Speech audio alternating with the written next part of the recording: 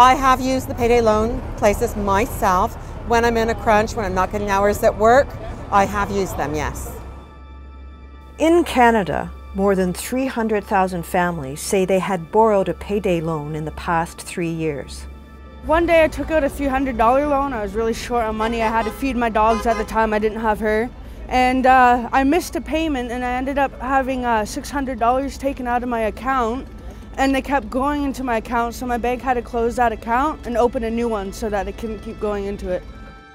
Companies like Money Mart and Payday Loans pull in more than $2 billion a year. They do this by lending money at very high rates to people banks refuse to service. And their fees are very excessive. For example, if you borrowed $410, you're repaying just under $500. And that's an option. We could have better options available, of course, if the government made more sociable, responsible decisions regarding that situation for us. Since 1990, banks have closed down close to 3,000 of their storefront operations.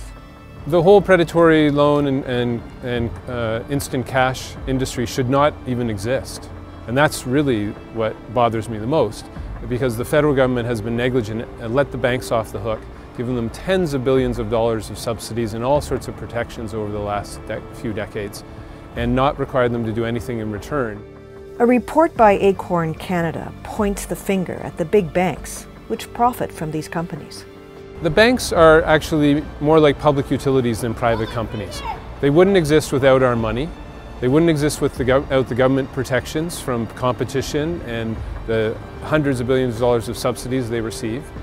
And they wouldn't be as big as profitable as they are. So they're like a public utility, an energy utility, and we don't let energy utilities turn off the heat in the middle of winter even if someone can't pay.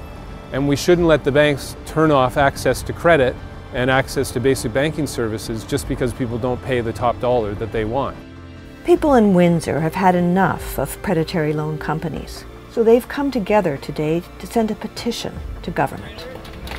First of all, I want to say thanks to everyone that's here, all the different organizations. I see workers from the post office, I see workers from our parliamentary offices, and all people around the community. I want to say thanks. It really is our friends, our family, and our neighbors that are affected. Might not be us today, but it is the people we care and love. We need leadership. Thank you very much. Highest in the country, month after month after month, and when it comes to unemployment. Thousands who've stopped looking for work and end up having to pay usurious rates to keep their lights on and their heat on. We can't allow this to happen. So, being good Canadians, we've got another petition. The petition calls on government to set up postal banking. Many countries around the world run very successful postal banking operations. When our national union approached Deepak Chopra about the hidden report on postal banking and about the idea of postal banking, he got quite angry and left the room. And we think that the federal government is backing the big banks and blocking this idea, which would help Canadians from coast to coast to coast, especially Canadians in precarious situations.